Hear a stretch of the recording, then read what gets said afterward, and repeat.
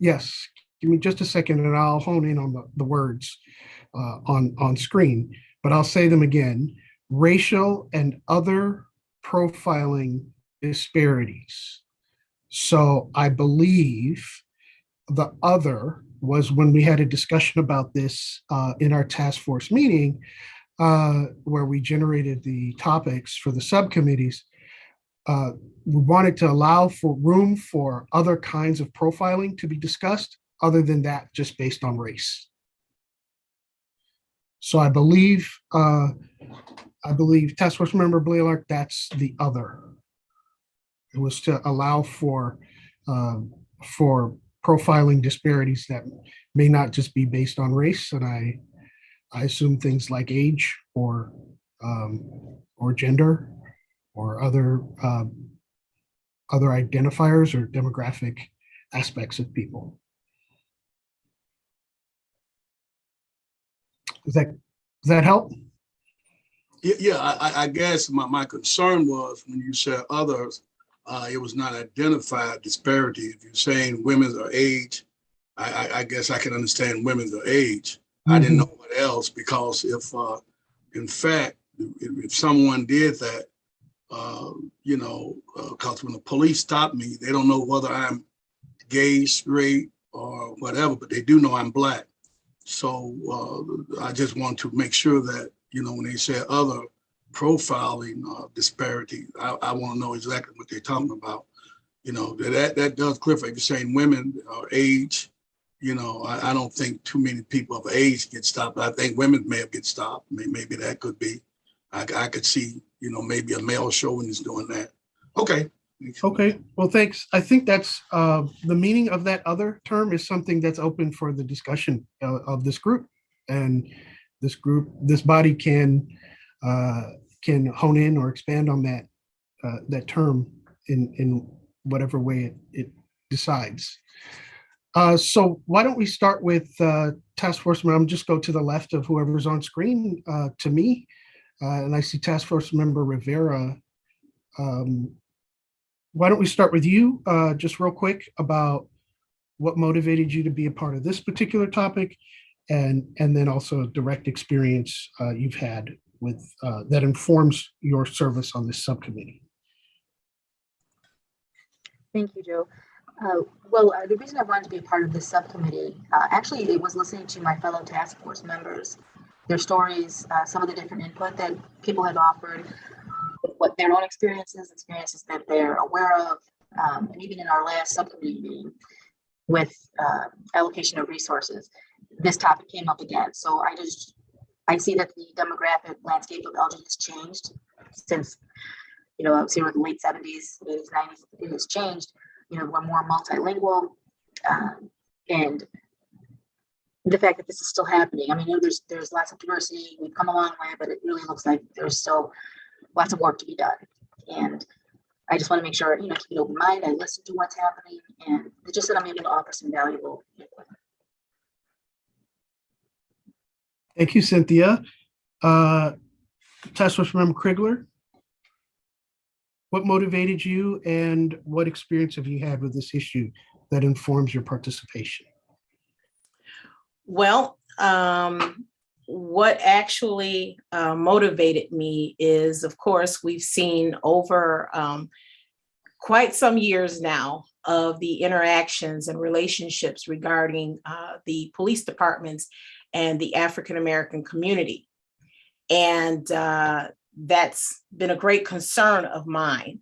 And then, of course, not only being a concern going through this life and having children, I've experienced that with my son, and who, of course, African-American male, and have had some issues. So I have great concern in regarding, and unfortunately, a lot of young Black males that I have contact, from brothers to uncles, cousins. I just find it extremely ironic that all of them have had some sort of contact with police. And I can't say that overall these people are, bad in any kind of way or anything like that. But it is quite ironic that you do see pretty much a pattern that has been set up or taken place. I have grave concerns about it. And that's why I wanted to serve on this committee. Thank you for that. Mhm. Task Force Member Horton. Thank you. How's everybody doing? My Doing great. motivation on this subcommittee is kind of what Mrs. Krigler said. I just think when you look at this issue, it's a huge factor in solving the problem.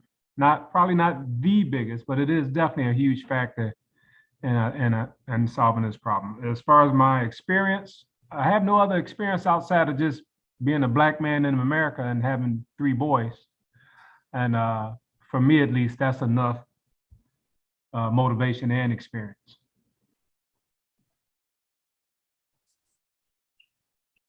Thank you. Thank you, Charles. Task Force Member Blaylock. Well, I've dealt with this issue before. I'm motivated. Not only motivated, but kind of angered that a lot of this issue has still been talked about in 2022 and 2021 in this 21st century, that we're still dealing with this issue of racial profiling.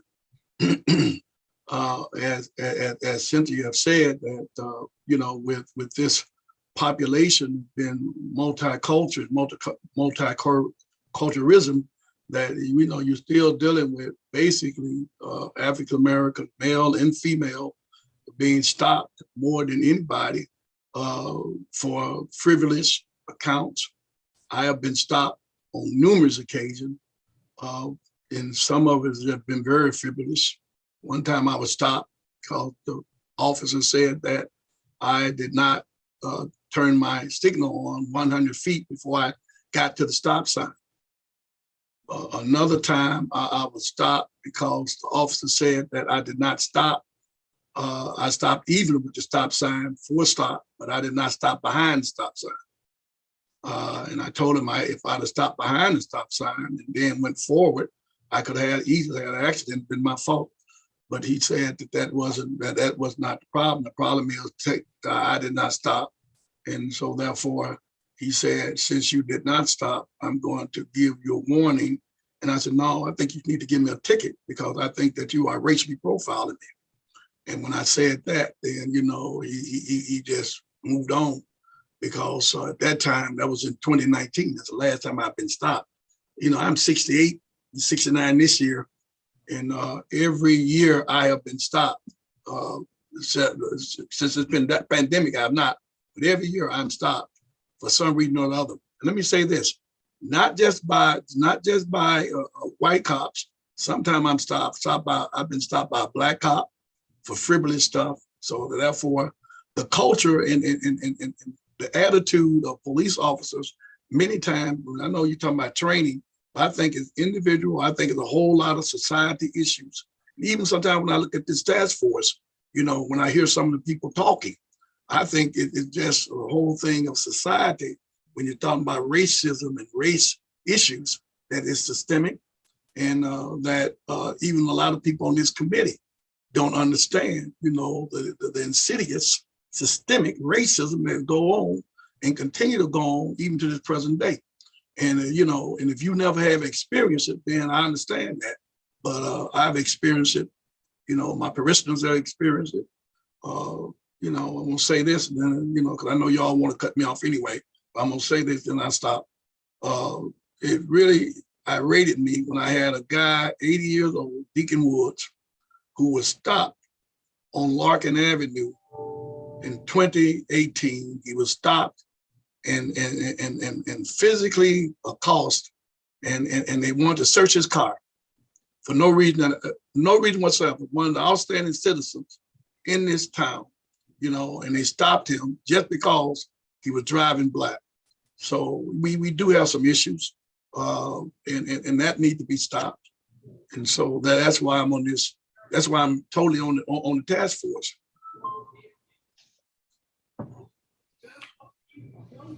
Thank you very much, Task Force Member Blaylock. Appreciate those comments. Task Force Member Battles. Yes. Good evening, everyone. I think you missed me in the roll call as well. Oh, I did. Knowledge. Yeah, you missed me in the roll call. Okay, sorry about But that.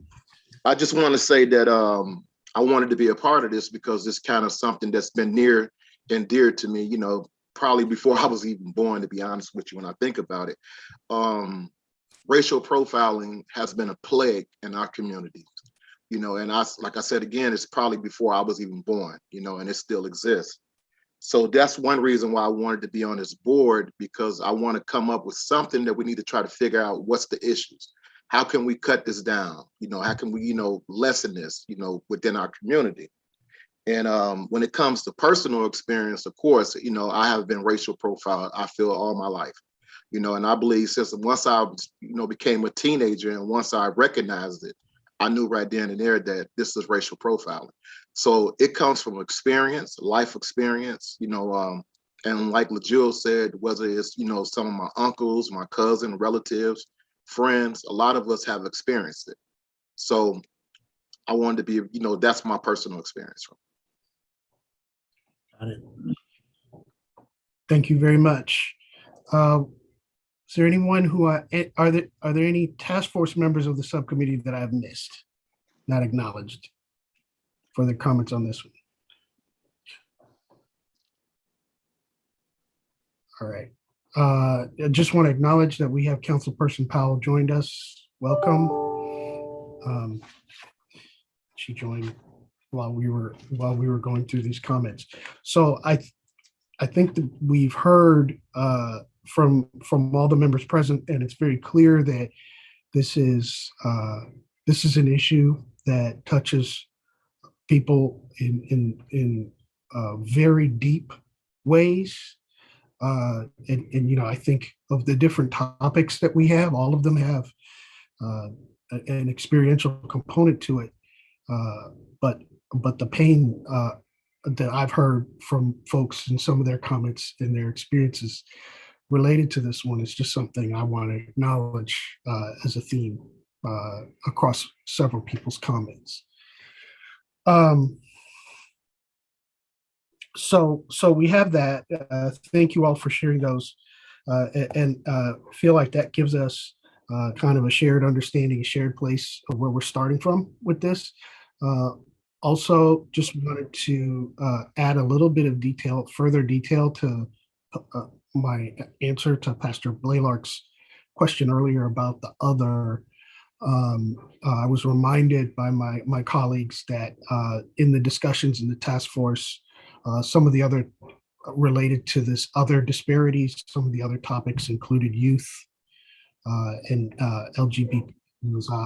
LGBTQI as well. So just to acknowledge that was part of the discussion from earlier. So thank you all for those comments. Moving on to I just hope we can get some statistics on that, because I like to know, be informed myself on that. Like I said, I've talked with a lot of people in the LGBT community, and most of them said that nobody knows their sexual preference until, you know, but they do know their color, whether it be Hispanic, whether it be Latin, whether it be white, et cetera, et cetera. So I don't understand. I hope we get some statistics on that. I do understand youth. I do understand women. I understand that. I don't know about the age, but you know, I just hope we get some statistics on that. And I'm not against that. I'm just saying I hope we get some statistics, because when they stop me, like I said, they don't know whether I'm gay, straight, queer, bi. They don't know what I am when they stop me, but they do know I'm Black. So I do not want, if this, let me say this, I want to be very, very clear about this, Joe and Larry. If in fact this task force is going to be diluting racism and race, then I don't want to be on it. And I see that a lot of time in this task force. If in fact that's what this task force is about, because the only reason that this task force was created to deal with the race and the racism that have happened to one person in my community who was shot. who only weighed 90 pounds wet, shot, and she was a female. So, if in fact this committee don't deal with race, then count me out. Thank you for that. I think race was pretty clear as a primary focus of this topic in the discussion. So, yeah, I'm not sure I could see that happening, but I appreciate your comments, Walter, about that, and that reinforces the importance of the racial aspect to us all. And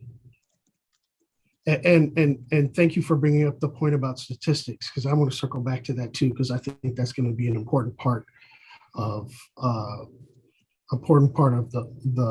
work of this, the discussions of this group.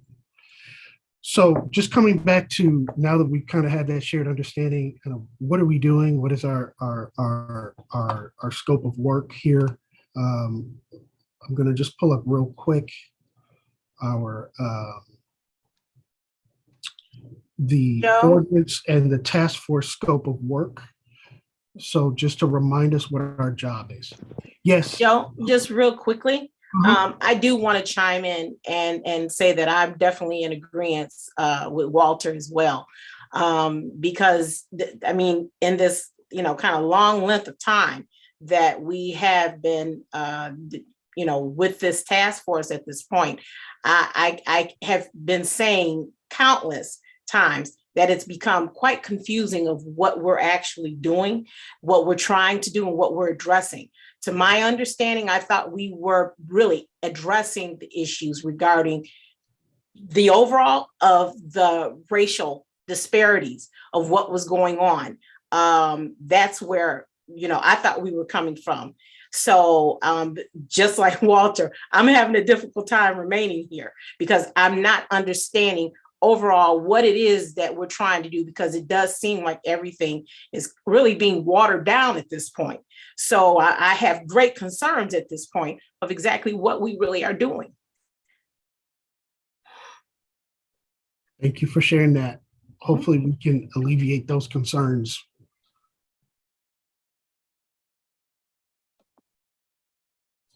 I think, the first thing I want to do is actually related to that question of what we're doing. So I have up on my screen and hopefully I can share that with you all again, the scope of work of the task force.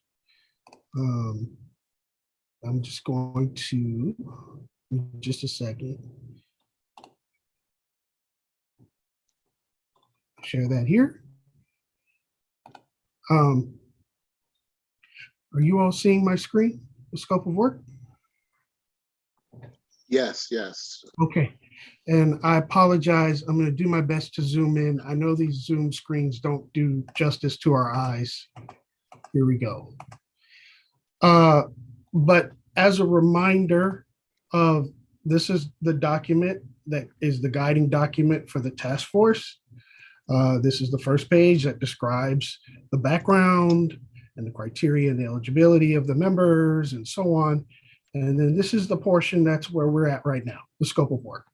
So just as a reminder here, this language outlines our job, which is essentially to both review the practices, the current practices of the Elgin Police Department, but also to make recommendations on improvements or any strategies or anything in that vein related to how we can, here is task 9, how we can make improvements or any changes to the police department to address the issues that are of importance to this body.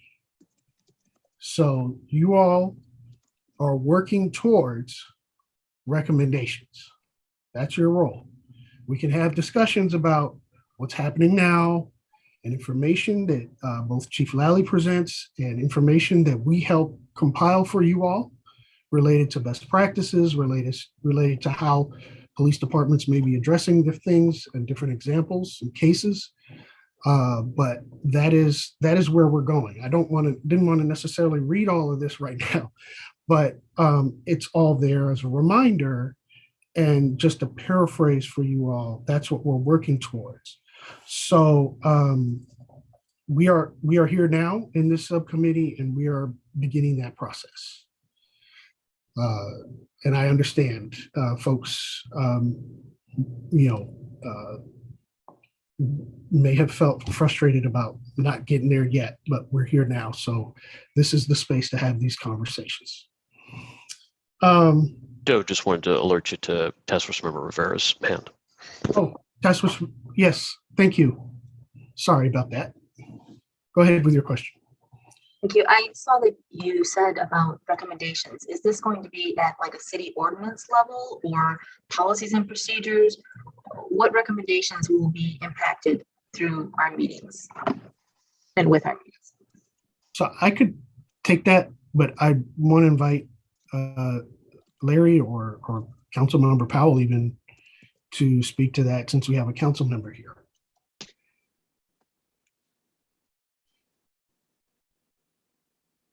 While we wait, Joe, my feeling, Cynthia, is based on other police task forces that I've worked with, they've made recommendations that would impact both policy within the department as well as ordinances that would impact the entire city, as well as, budgetary measures, obviously, that would impact the entire city and the department at the same time.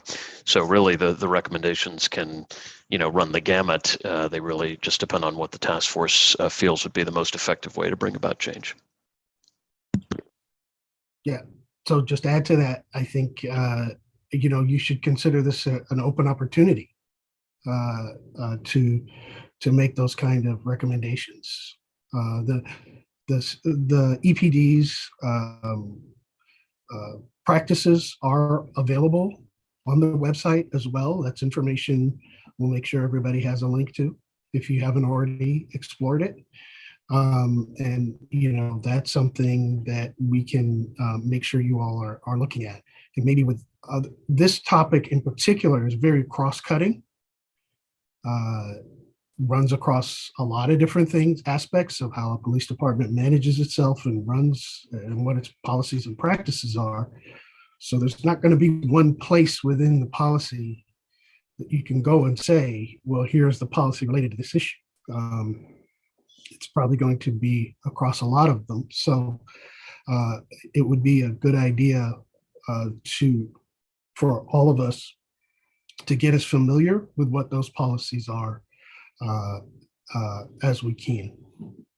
I'm just looking for tangible change. I'm just listening to Walter and Joel, and that just seems it's really needed here.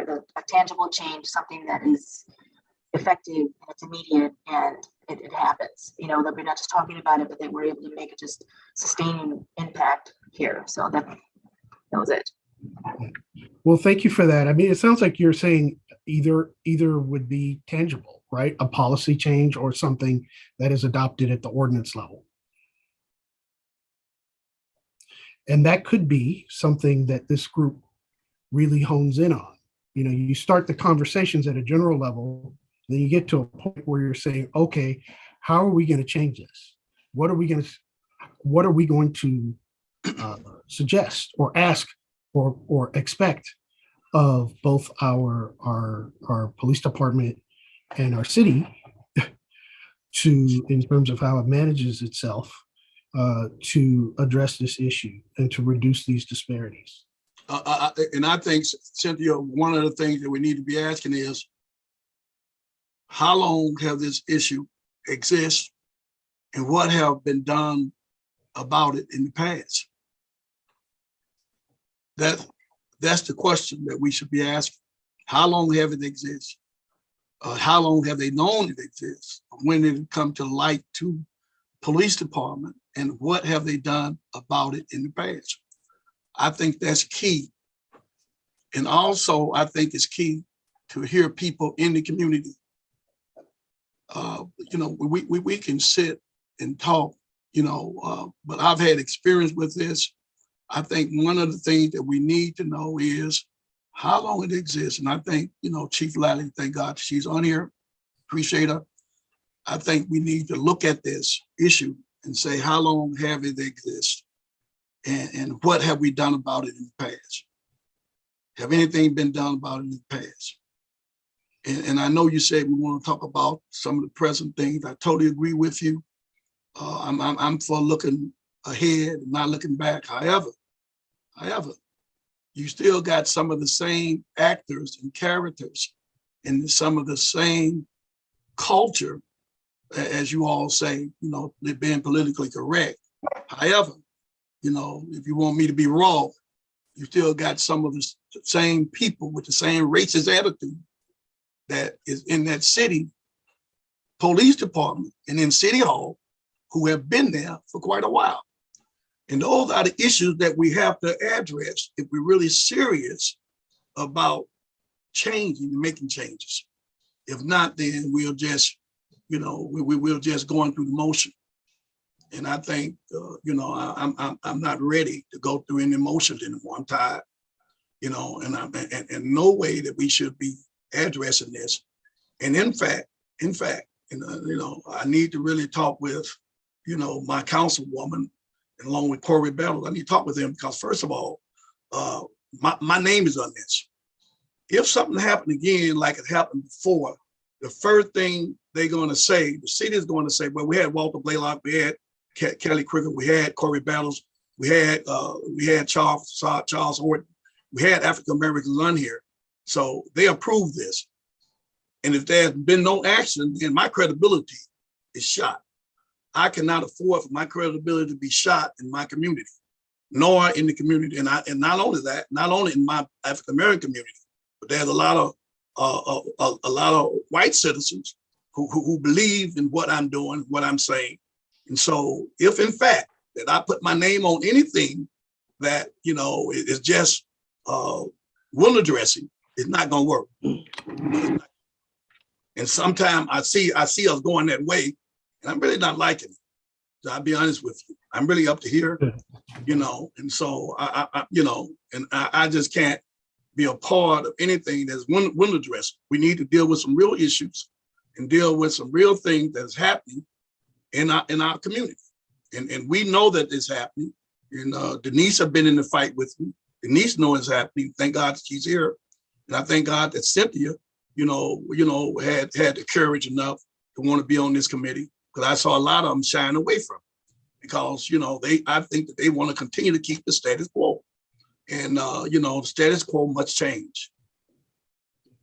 Walter, I did take note of how you framed that question. How long has this existed and what has been done about it in the past? I've taken note of that question. I'm going to return to that as a possible framing question for this group. I think one approach to take here to a topic like this, especially one that's so broad, but we have a really strong motivation to move towards action, is to frame our questions of inquiry in such a way that they give us the information that we need to propose action. So I want to just throw that out there as a kind of a logical framing for you all in terms of how you're thinking about this issue, because the next set of questions I want to pose out there are related to the information that you all need, that you all would want to start to look at, to start coming to and formulating some recommendations. And I see Task Force Member Haven, you have your hand up. Yep, I do, and I'll be very quick.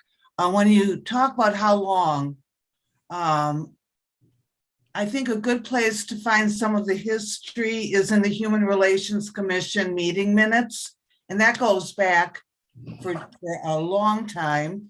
And our conversations around policing, I've been part of conversations with Pastor Blaylock since at least 2007. And we have lots of information. The city has it. And I'm not necessarily saying the police department has it. I'm saying that should be found within meeting minutes of the Elgin Human Relations Commission. Thank you. That historical perspective. And now I'll be quiet again. Thank you. Well, thank you. That's actually a very helpful suggestion because it is a very specific information point Yes. that we can hunt down. And so if you have any way to help us hone it down, because it sounds like that body was a while ago and No, also it's may have current. covered And in town. Yeah, and I'm happy to follow up. Okay, I'm happy to follow up with the city. I'll follow up. Area. So Yeah. I'll be quiet again. Bye. Yeah, thank you. Thank you, Denise. Thank you.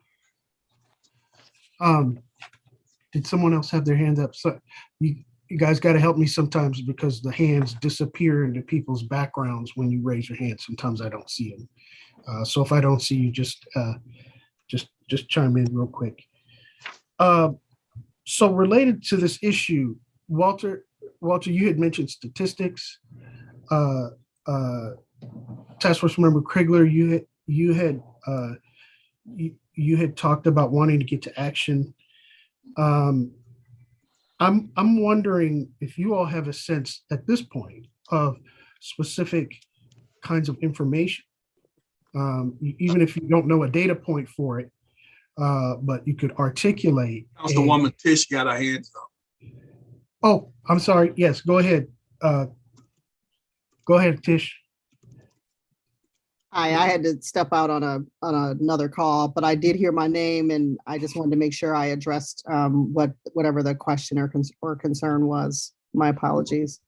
No problem. The question was about what we are, I believe it was when we were talking about what we're working towards, what we're working, what the kind of, where we're going with this, what the goal is. And we talked about recommendations. And then there was a follow-up question as to, well, the nature of what kind? What about policy for the Elgin Police Department, but also things that could be adopted by the city council as an ordinance? And so I was just giving you a chance to speak to that. Sure. It really, I guess a lot of it depends on what it is. Some issues are, adopted by ordinance, and some are more policy issues. So it all depends on what it is and the best way for us to, get it done. But I did hear some of the concerns, and, I value everybody's time, and I really appreciate everyone who has given their time to be on this task force, because I know that you're here for a reason, and I don't want anyone here to feel like their credibility is going to suffer or not be taken seriously, or the recommendations aren't going to be taken seriously, because quite frankly, we're all spending our time here. We could all be doing something else. The council, quite frankly, actually had the opportunity to move and take action on several of the items that we intentionally deferred and waited for the task force to weigh in on. So we do value your input and opinion. And I know I personally am very concerned about racial inequality and equity and some of the issues that have been talked about here today. That's why I wanted to participate specifically in this meeting today and several of the others. And that was one of the core charges that was in the expectations from the council, that everyone who applied for this task force received a copy of along with your application. There's a wide range of things that we're hoping that the task force can help address, and racial inequities and disparities is definitely a key part of that. And it has been something that folks like Pastor Blaylark and Denise and so many others in our community have been aware of and have been working on with other members of our community for a long time, probably far too long. So Absolutely. it's something, like I said, I think there's data out there that we can look at, past data, current data. I know we've engaged the Center for Policing Equity to provide a impartial look at our data and give us some feedback. And perhaps Chief Lally can speak a little bit to that process and who the Center for Policing Equity is, because we're hoping to get a report back from them sometime soon. And I think it'll be timely for the work that we are doing, because just even looking at some of our data that is on our website, I don't think it was in the shared drive, but we can kind of move some of that stuff there. If I remember correctly, at least 30 or more % of the police stops were African-American. And we comprise less than 10% of the population here in Elgin. 6%. So that was a red flag for me and for a lot of people. So that's definitely something that is important. And I just don't want any of you to feel like I'm not taking it seriously, or I don't believe the council is not taking it seriously either, because had the council not been taking it seriously, we wouldn't have formed the task force. I think I addressed that, Tish. I said again, here's what I said again. I don't know if you heard me. My whole thing is that if the task force, we're talking about the council, if this task force is not serious about it, about race and racism, then it does not help, because the majority of the council, majority of the task force members are going to have to make this decision. If they don't think it's a real good issue, or don't think it's a issue that they're concerned with because it does not affect them, then therefore, my community is going to look at me and say, why this issue was not addressed, and why was not a concrete policy made up where we could change some of this, specifically primary face cases of the data that we have of racial profile. It must be stopped. And Joe, if we're gonna really look at this, we need to look at the traffic tickets. Who's being stopped. The traffic tickets that's been given out. Why they're being stopped. There's a whole lot of things that we question that we need to ask in the sense of racial profiling. How many warnings people get, period. How many warnings do African Americans get? How many warnings do people, not African American, people of color and people non-color get? Those are the questions that, we need to ask and need to see what's going on. And we can say all about the training. I don't believe it's a training. I think the training is good. I think it's the individuals that we're dealing with. If you're dealing with an individual who has a racist attitude, it's going to be mighty hard, to try to deal with that person and get him right. And then when you start dealing with them, then what you get in the police department, I'm pretty sure that Chief Lally is dealing with this now. You deal with a morale problem because they can't do what they want to do. And so those are the things that we got to deal with, and also be a help to her in the sense of saying, hey, Chief, you got strong leadership. We with you. The city manager, if he's not with you, we need to say, city manager, you need to be with her. The council members need to be with her, because they got to change his attitude. And sometimes when you start talking about changing attitude, then you see the morale fall because they can't do what they need to do. That's what's happening in Chicago. And so there's a lot of things we need to address when we talk about racial profiling and really get down to the bottom of it. And if I can, Pastor Blaylark, speaking to police culture, which I think speaks to a lot of what you just said. Police culture, it's not unique to Elgin Police Department. It's just police culture in general. Absolutely. That is an issue, and that is something that I know was specifically called out in the information or the description of the duties of the task force to address issues of police culture. And I want to say that that's one of the specific areas that we picked out to do a subcommittee on.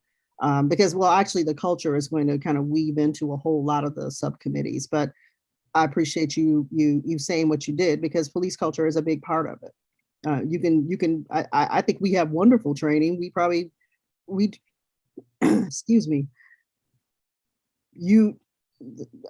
Well, I won't get into all of that because I know we need to really get through some things, but I want to ask Chief Lally if it's an appropriate time, Joe, can Chief Lally address the Center for Policing Equity work that's being done, when we could expect to get that report, and where we can provide where some of the current data is on the website, showing the demographics of the police Cynthia staff. had, I'm sorry. Yeah. Yeah. I would talk. Cynthia had her hands up for quite a while. So, I'm sorry. right. I'm sorry, Cynthia. Yeah, I'm sorry.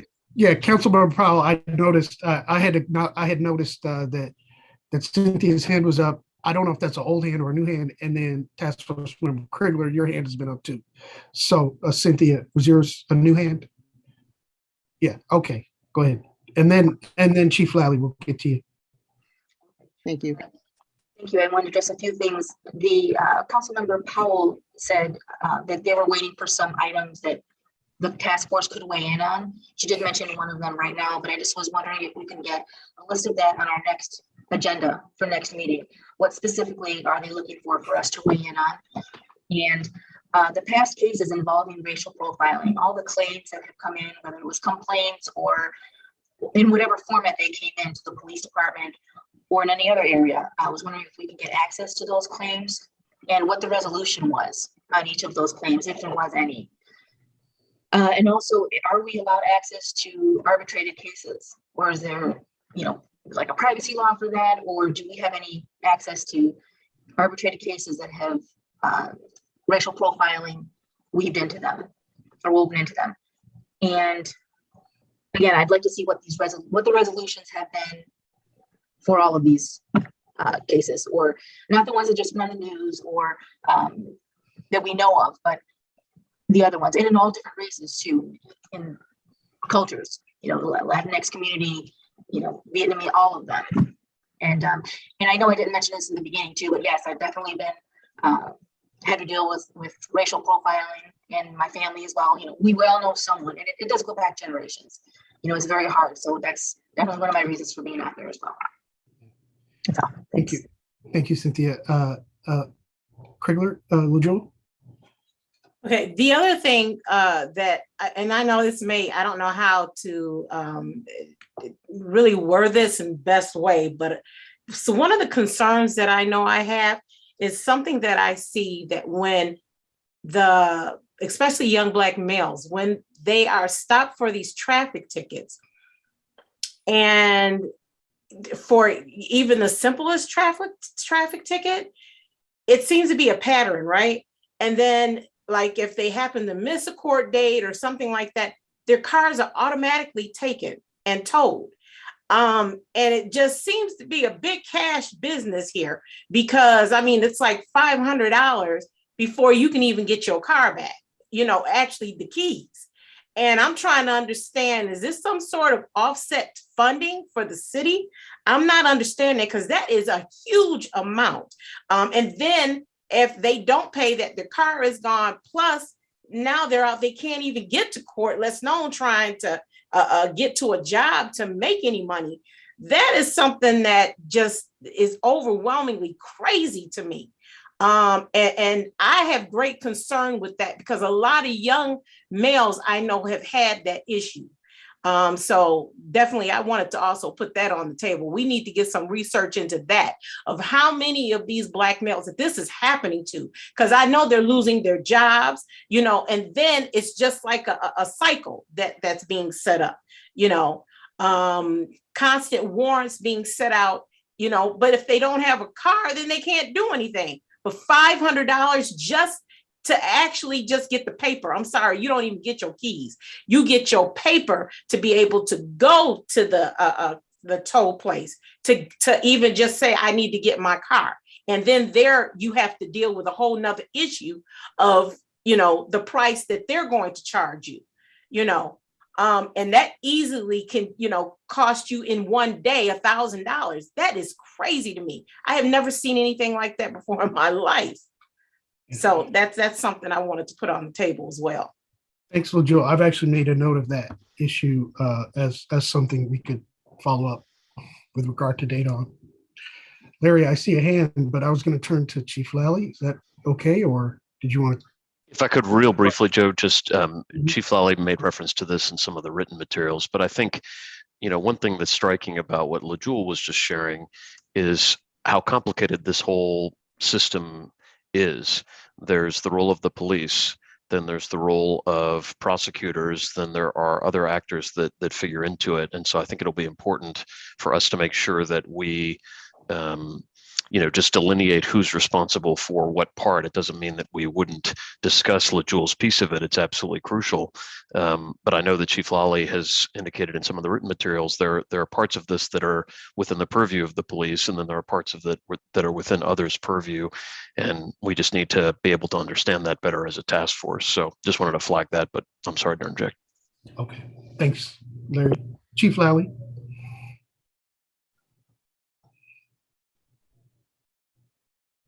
Good evening, everyone. So I'll just try to, hit on some of the topics that have been brought up, and then provide some information, and then I can obviously provide the sources and the material for you at a later date through the task force. So just to start with Councilwoman Powell and the Center for Policing Equity. So Center for Policing Equity is an entity that looks at police departments' data and looks to see if there's any type of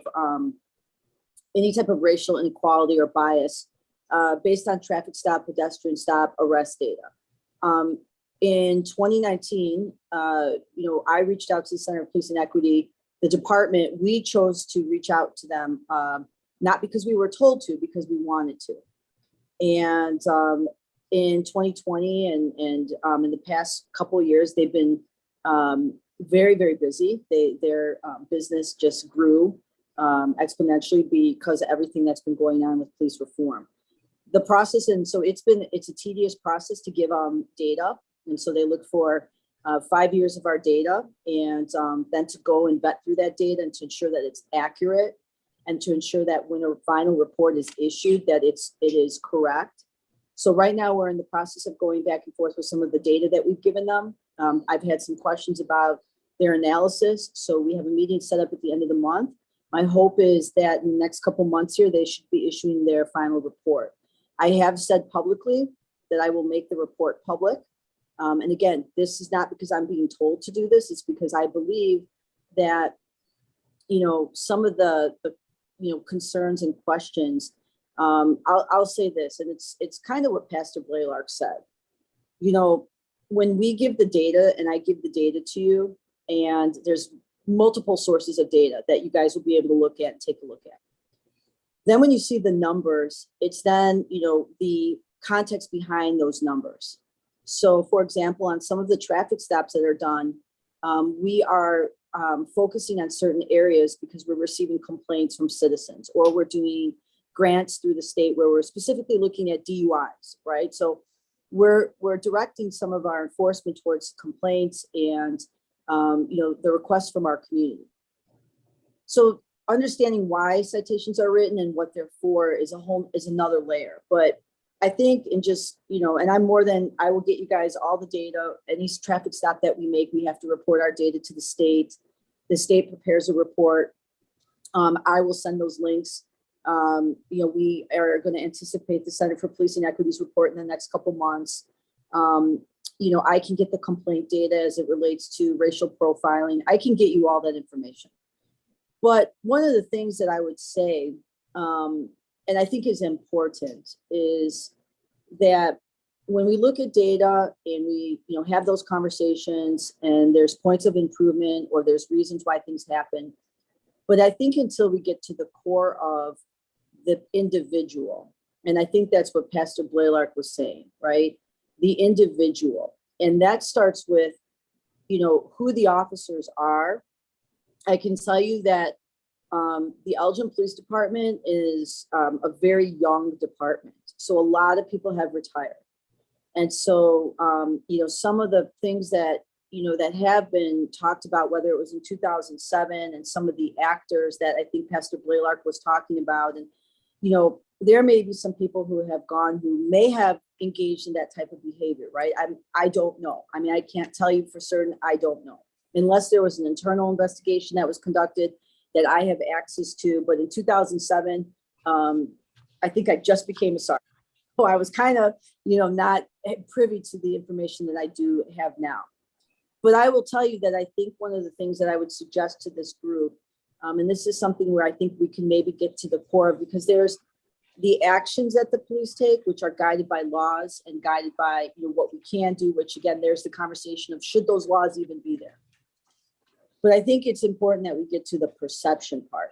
And I can tell you that over the past couple of years, we have had many officers sit with groups, community members, some that are in this group here, and have some very poignant, directed conversation about policing and race.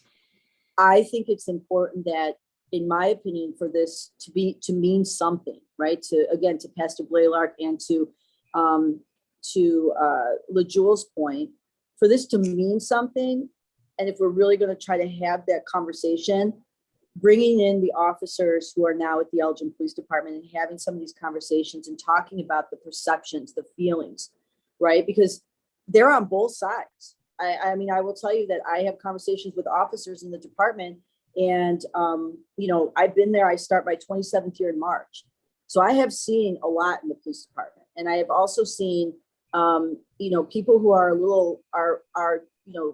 are interested in this conversation and want to make the city better and want people to feel that they can trust the department because their heart is good, right? But it's hard for people to get past that perception of this happened 10 years ago, and now every police officer that I understand that completely.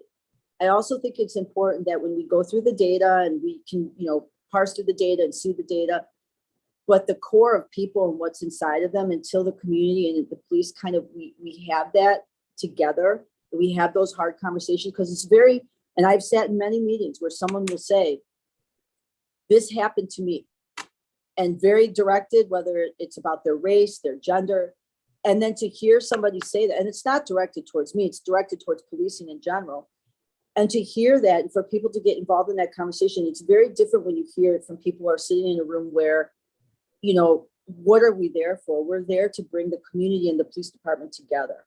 And I think, and I will offer to this group to, bring some officers into this conversation where you can have that conversation. And I think that was even mentioned by Pastor Blaylock, I think a couple meetings ago. 100%, I think we should do that. And I think that it would help on both sides, because me hearing this and me going back to the department and having the conversations is one thing, but when officers are engaged and being able to sit down and express some of their fears, their concerns, and us working together, in my opinion, 5 or 10 years from now, because I think everyone is a little frustrated because this conversation has been going on for years, right? I think that's because that part's never been done. It's always been the police are here, the community is here, there's some person in the middle trying to be the buffer. And that, to me, if we want to do this and do this the right way, let's bring the officers in and have this conversation with this group. And let's really do something. And that's my opinion. I appreciate everyone's viewpoints. I absolutely will get all the data that you guys need. Obviously, whatever you request from me, I'll get. But I would throw out that maybe we could find a way to facilitate a real conversation with officers and with this group. And that's something that I would just suggest. Thank you, Chief. I wanted to just pause for a moment. We really appreciate those comments and that that offer to bring the officers in. We know you've shared that with this group before. But I also want to point out a couple of things. I know these kinds of conversations, sometimes they're freewheeling. People are sharing, different things that they've experienced. But I'm feeling progress actually right now, because I'm, as a listener, as somebody who hasn't, who is late to this conversation with you all, because this is Elgin and I don't live in Elgin, like you all have. I'm hearing a couple of things. One, I'm hearing there is this human element in this history that's deep rooted.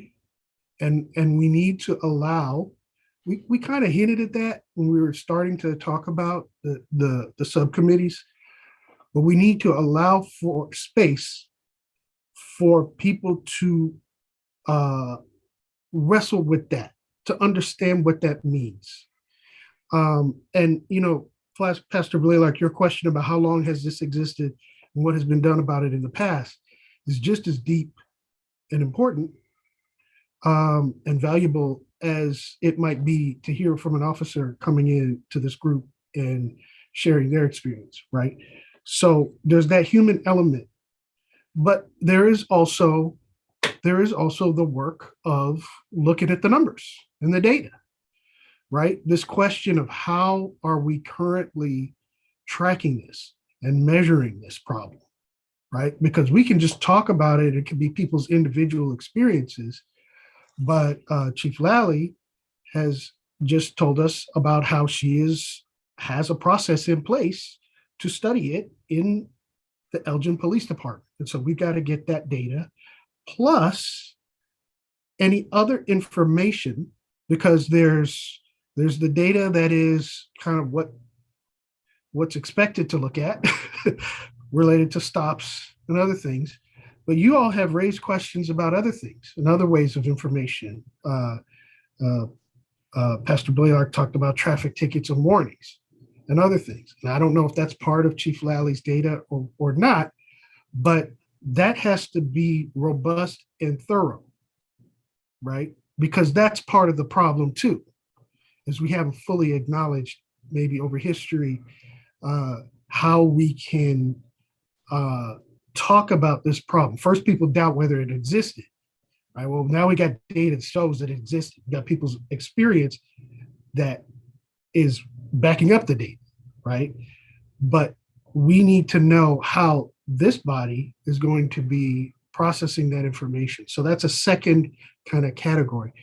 And then, I don't know where the third one is, but it feels to me like a third one that we might need to frame for ourselves around practices and best practices. And that's what is getting us to the action. And I haven't heard enough yet to frame that. But at some point, I wanted to start making the turn in the discussion towards that aspect of this. But I hope that helps you all feel like, a lot of people commented in different ways, and we've been taking notes and everything, but you are actually starting to formulate and shape your work through your comments. All right, so Councilman Powell, you had your hand up first, but was that an old hand? Oh, we can't hear you. Tish. Sorry. LaJewel had brought up something that I just wanted to circle back to in terms of like the towing and the fines. Correct me if I'm wrong, Chief Lally, because that was brought to us from some community members a while back, and we have made some changes in that ordinance. We can continue to look at it again and see if, how it's changed, in terms of what the effects of that change would be, because I think it was within the last couple of years. Is that correct, Chief? Because of the very issues that Kelly mentioned, the exorbitant towing fees, when cars are towed, all of that, because the issues you brought up were exactly why we made those changes. People were, paying exorbitant amounts of money, fines and towing fees to get their cars, and losing jobs or just being adversely affected unnecessarily.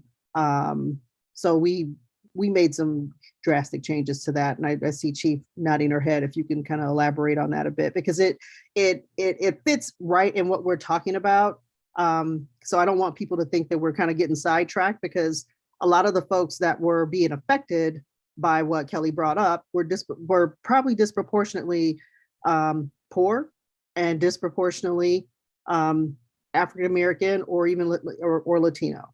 So, Chief, if you can kind of speak to that.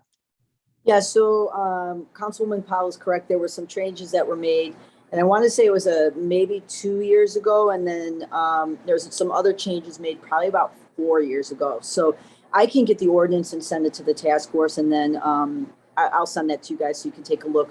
And then if there's some, I know that Councilwoman Powell, you and I were having some other conversations about some additional changes that kind of paused as COVID occurred.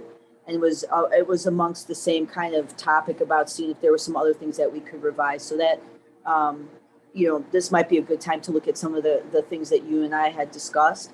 Sure. But I will get the ordinance as it is today to the task force, and then that could be a good starting point. Thank you, Chief. And Walter, you had your hand up. Yes, I just want to piggyback on something that Chief said is very important. Chief, the reason I asked that question, how long we exist and what have been done about it. Let me tell you something, that it has been done. It has been something been done about it. In the 90s, city manager Jim Cook had Henry Smith along with Chief Gruber to work with the community. We went in the Central Elgin community, which was basically Hispanic and Black area. We went there and we did just what you're talking about. We had officers to come to talk to the people in the community. What came out of that is Ed Schott became not only, he was just a person in the community concerned. He was concerned about the Northeast neighbors community, but also was concerned about the Central community. So he came to help us. He was a school teacher, but principal. So he became not only councilman, but became the mayor. We had another lady by name, not this Denise, but another Denise, who was on the planning committee. And we had a lot of people came out of that, was on the police and fire board, which at that time was strong, police and fire board. We could see the progress. However, some of the people was complaining they didn't like Jim Cook and what some of the things he was doing. So he was here and gone. So we went back to the same culture. So I want, you're absolutely right. If we can get police officers to sit down and talk to the community, I believe you got Bob Witt over there. Is Bob still there? We need to get Bob, let him become very involved with the community. I think he has been. And, but he needs to be more visible. We can help him do that. And where he can really deal with, and I think you have a Asian liaison too. One time you had an Asian liaison and a Laotian liaison and a Hispanic liaison. I think we need to get all three of them involved and deal with it. And I think that would be a great impact because it does work. It did work then, it can work now. I just want to acknowledge the time is 7:11. We've been going for an hour. Oftentimes in our meetings, we give a opportunity for a break. I feel like the conversation's going pretty well. Do people want to continue here towards wrapping it up, or do people want to take a quick break at this point?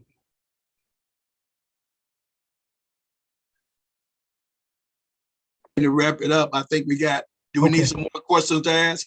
I think you got a framework. Do we need some more questions? Well, let me put my hands down first. No problem. What's been great for us, the facilitation team, as part of this conversation is there's some really clear follow-up points. Obviously, Chief Lally has a ton of information that's available through the transparency site, through information she's made available already, and the other information that's on the way. But there's still some things I think we can be looking into related to that.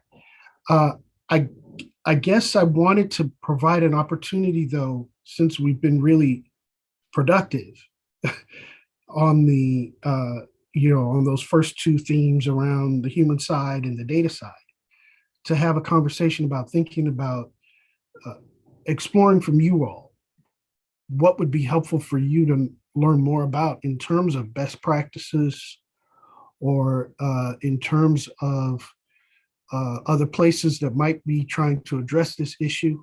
Maybe they're ahead on a timeline of where Elgin is right now, or maybe they tried something in the past or whatever. But I wanted to create some space for that kind of open discussion and throwing out of ideas around different practices to look at, because that's part of this as well. I think you all may find some value in looking at practices that have been adopted by other places or that are examples out there that are being held up. I think two cities come in mind. Is one Cincinnati. Cincinnati will have a lot of problems in the, in the 90s and also in the early 20s. I think Cincinnati would be a good city. And also there was another city, smaller city, about the Cumberland side of Elgin. And I can't, there's a city called Lynn, Illinois, Lynn, Ohio or something. I'm not, sure, Joe, but it was another city in Ohio. And maybe you all have some data, cities that you all have helped. Yeah. But I know Cincinnati, just thank you for those suggestions. Just to be clear, I wasn't necessarily suggesting you had to know of these examples already. If you know of a specific place, that's fine. But if it was more around, I'm curious to learn how a city like that's similar to Elgin has changed that culture. Or I'm curious to know how a city, a police department is going about better connecting officers with residents in an effort to get at that human side of these disparities.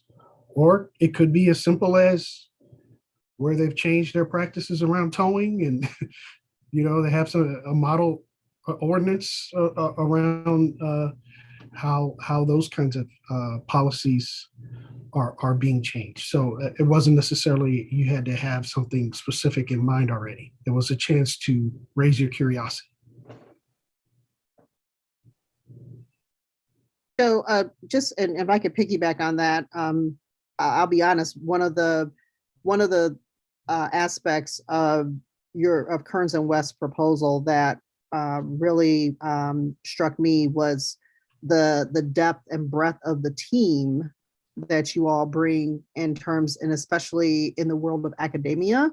And so as we look at best practices of different police forces, regardless of size, I'll say, across the country or even wherever, I think part of that also should include, and hopefully will include, university-based. There's a lot of research, and I know we're talking to the PhD part of you, but would love to see some of that hard, really good research that's out there on some of these issues that we're tackling, because I know that there is some good research that could help us and help guide us in the direction of how can we reshape our policies based on what the research has shown. So if you can please include that research as part of your best practices, and not just with this subcommittee, but with the work that the entire task force is doing, I think it would be very helpful for us to look at. Well, yeah, I think we can absolutely do that. I did share one example of one of those studies. Larry, I think you had posted in the box folder a study. Yep, I saw that. Racial disparities in California. That's excellent. Yes. We are also I'm in regular communication with one of our two leading academic experts, and I already have some material from Dennis Rosenbaum that I can share. I just I do want to respect everybody's time and not necessarily just flood you with random things.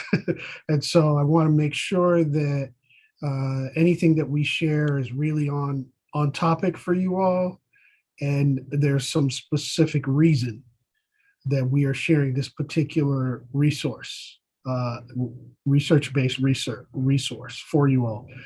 But absolutely, Tish, I'm excited to get on that part. You're speaking to that side of my brain, and to pull those resources together for you all in support of this committee's work. Great, thank you. Larry, did you want to add anything to that? Joe, I think you said it well. There is a colleague of mine at the University of Texas, like Joe's in Chicago, that we also are consulting with, and so we'll certainly be leveraging those resources to the hilt, and appreciate Councilmember Powell's guidance there. There's and as you said, there's Chief Lally, you pointed out that the Center for Racial Equity and Policing's work has grown tremendously recently. There's a lot of research going into this right now. What we're doing here in Elgin, a lot of police departments and communities are trying to do as well. And there's a lot of research that's going into trying to support that. We won't have trouble with those kinds of resources. That's for sure.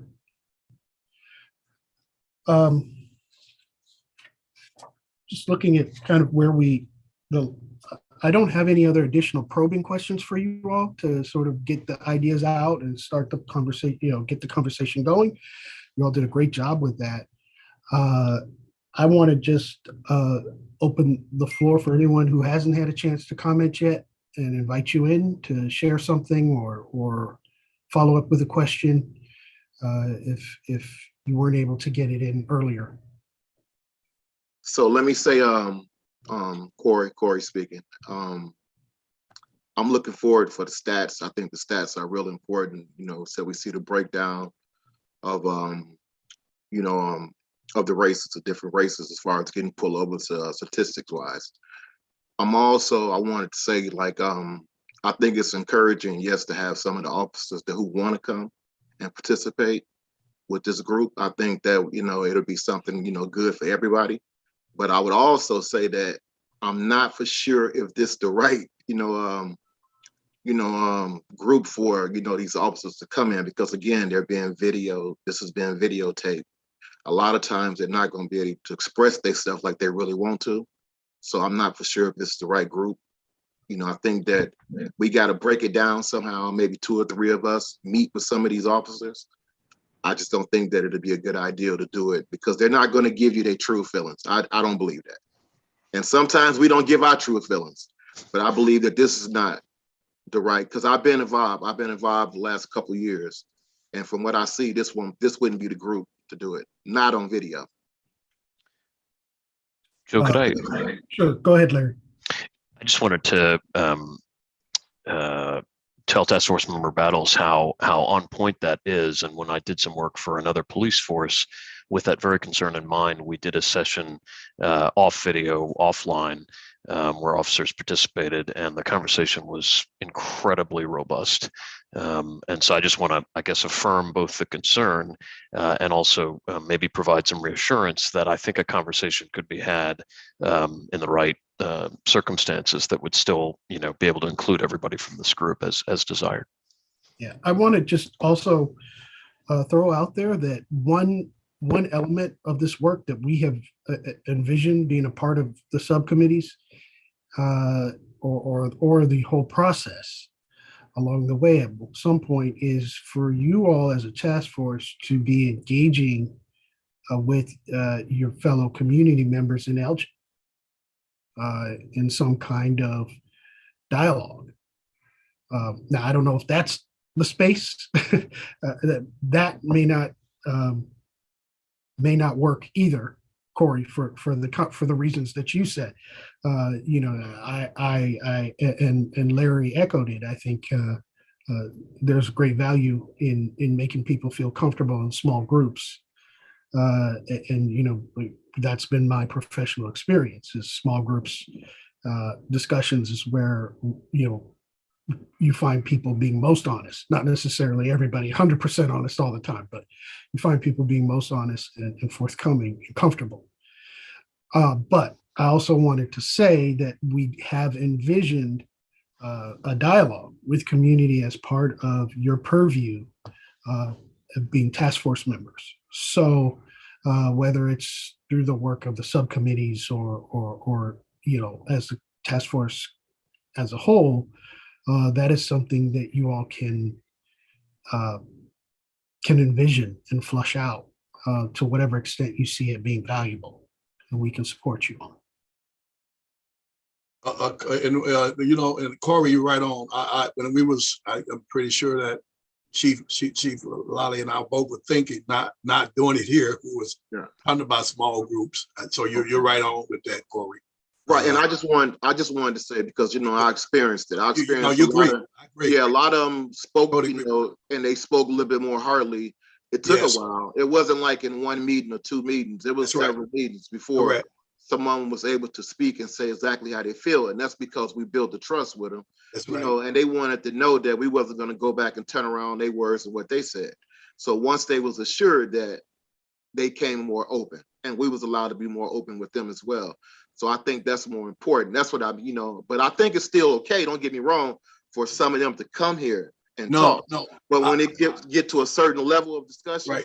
It'll be a waste of our time, because it's going to It'll be a waste. I totally agree with you. Yeah. When we were talking about it, I'm pretty sure Chief Laddie and I was thinking, but that's how we did it in the 90s. It was when we had to build a trust and do all that. No, absolutely. So I totally agree. Thank you for that. And I just want to add to that too, that, I think, Corey, you being able to experience it yourself, right? And that how, I'll say this, the Elgin officers, they're some of the brightest, best officers you're ever going to meet. I mean, I'm not saying we're perfect people, but I'm going to tell you that, I think when people left from those meetings, and I won't speak for Corey, but some of the feedback that I got was, wow, like, they're people, right? And they're gonna tell you some of the things that are bothering them, and they're gonna, also, it's an opportunity for them to hear firsthand the things that have bothered people for years. That I believe that this conversation will continue, and there'll never be an end to it unless we start really kind of breaking down some of the barriers of what has been bothering people on both sides, right? But truthful and honest and from our heart. And, that doesn't mean it has to be an argument or debate, or we can agree to disagree on some things. But I will tell you that I think that some people might be really, really surprised with some of the things and thoughtful things that the officers say. And again, we're not perfect. I'm not saying that, but they're pretty good. And, it's something to just to mention real quick, and talking about Bob Witt. One of the things that we started last year in the department is something called the culture of honor. And Bob has really taken the lead with Detective Dan Rouse. Dan has been here for over 25, 26 years. His dad was a police officer. And it really started from the three of us kind of sitting down and talking about, how do we bring some of those conversations that we were having with the community into the officers' conversation, into their space. And through the culture of honor, they have some really poignant conversations with people in the department, because that's where it starts, right? How we treat each other inside the department will resonate how we speak to people in the community, and seeing our differences.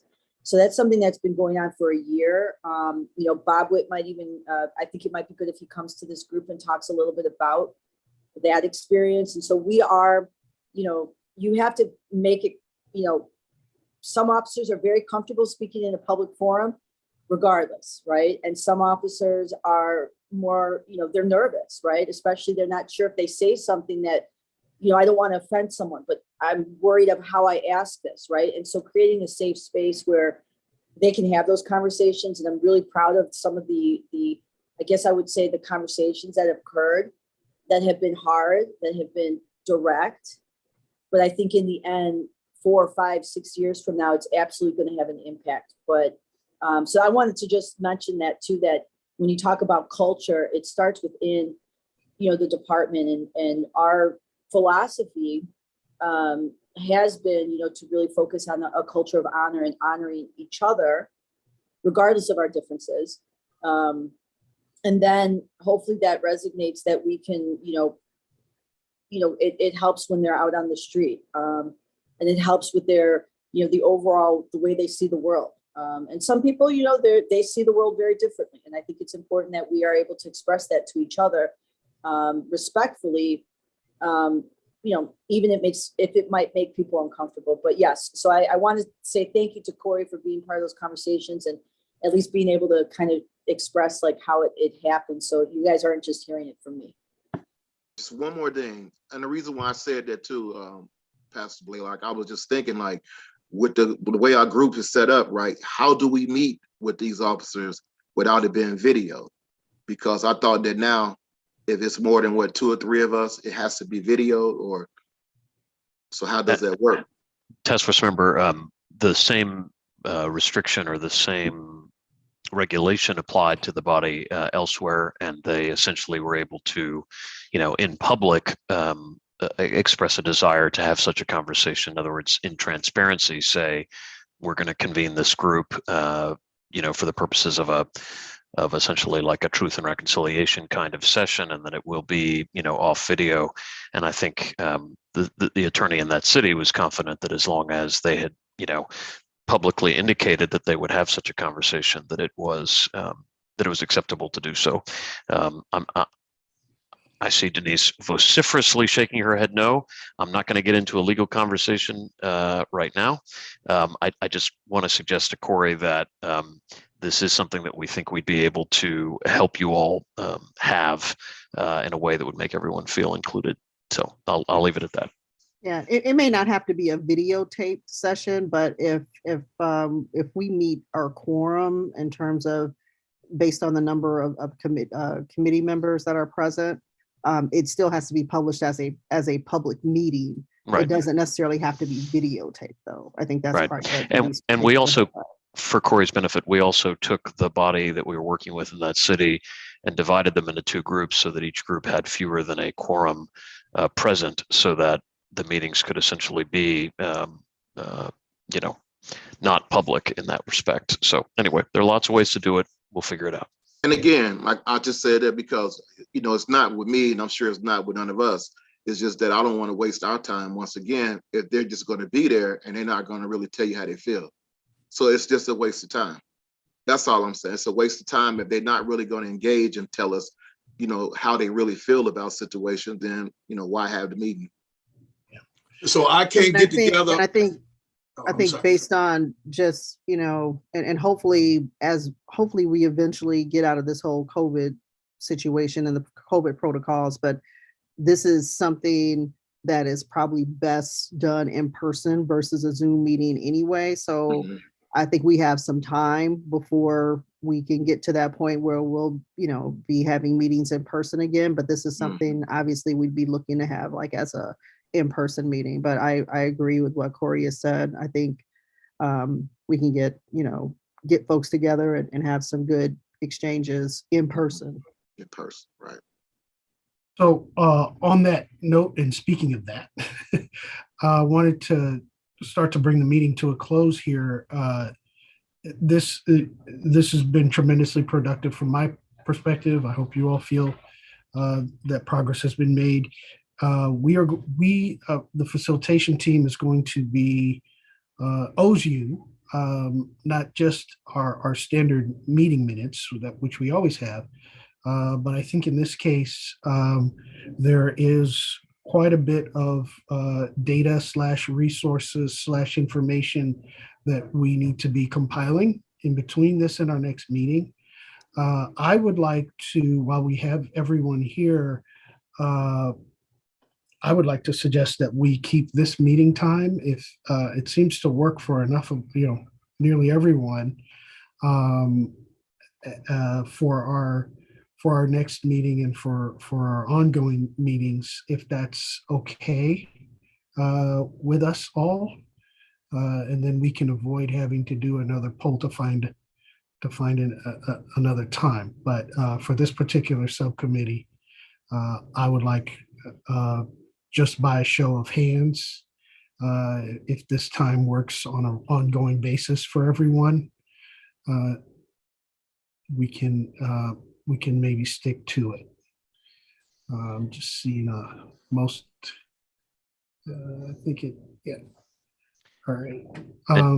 Joe, one thing that might be helpful is just to determine whether the group wants to meet every week or every other week. Most of the subcommittees have chosen to go every other week, but depending on schedules, we could look into that. Thank you, Larry. I'll pose that also as a question for the group. Just keep in mind your own availability and the nature and the scope of the work of this particular committee. Every other week or every week? Well, let's see. Who would prefer meeting every week? Okay. Who would prefer meeting every other week? Okay. It looks like a majority of us who are present. We have one task force member, one subcommittee member, a Banner, who's not here. But I think we will commit to an every other week schedule at this point, at this time. So our follow-up communication to you will indicate that time and date of that 2 Mondays from now at this time. But in the time in between, we have quite a bit of information that we will like to be conveying and compiling for you. So please, we ask, please pay attention to email as things get loaded up into the box folder as we're doing this electronically here. We will be acknowledging that through communication to you all, the nature of what the item is and where it was placed in there. I also want to say one other thing. I want to thank and express an apology to City Manager Kozel. We do need to have one subcommittee member present in person in City Hall. The way that was managed for the other 2 task force meetings, subcommittee meetings, was we asked for a volunteer, and that person happened to be on both committees on Thursday. So we neglected to ask for a volunteer for today. So I really appreciate City Manager Kozel being present and serving that role to enable this meeting to really happen. But we would like to have a volunteer. You don't have to commit now, but we'll be sending out a note trying to ask for someone to play that role of the subcommittee member who is present at City Hall. Because in order to comply with the Open Meetings Act, we do need one member of this subcommittee to be present at City Hall in person. Do we get a chance to sit in the mayor's seat? Get a chance to practice? Ron? That could be a question for Tish or for City Manager Kozel. Pastor Blaylock, if you come down to City Hall, you can sit wherever you want to. Okay. I'm sitting right in the mayor's seat. You know that. Or that has been noted in the record. Okay. All right. Well, with that note, I'll bring this meeting to a close at 7:37. Thank you all for your participation. Great meeting, and looking forward to working with you all on this topic as we work towards our recommendations. So Larry, I think we're all set to close. Thanks, Joe.